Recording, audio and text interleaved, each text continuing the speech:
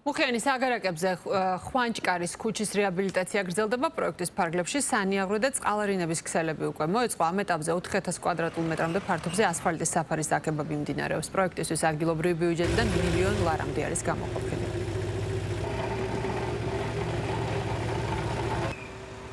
აქ იყო წლების წინ ძალიან მძიმე მდგომარეობა. ფიზიკურად მანქანით გავლა იყო შეუძლებელი.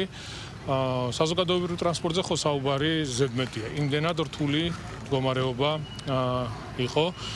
არანაირი მიწისქვეშა კომუნიკაციები. შესაბამისად, ჩვენ დავპირდით მოსახლეობას, რომ დავიწყებდით პროექტის განხორციელებას, რომელიც მოგცემდა იმის შესაძლებლობას, რომ გაკეთდებოდა ყველა საჭირო კომუნიკაცია მიწისქვემოთ არსებული, საგზაო ინფრასტრუქტურა იქნებოდა მოწესრიგებული და პარალელურად, რა თქმა უნდა, საზოგადოებრივი ტრანსპორტი იმოძრავებდა. ჩვენ დავიწყეთ საკმაოდ დიდი დასახლება, კონკრეტული ქუჩების მოწესრიგება. 4000 კვადრატულ მეტრ ფართობზე დაიგო ასფალტის საფარი, სამუშაოების ფარგლებში ასევე მოეწყო წყალარინების სისტემა, სანიაღრო ქსელები.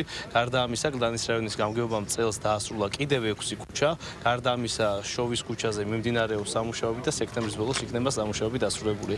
ჯამურად გამგეობის მიერ წელს დაიხარჯება 4 მილიონი ლარი საგზაო სამუშაოებზე, დაგებული გვექნება დაახლოებით 30000 კვადრატული მეტრ ფართობზე ასფალტის საფარი.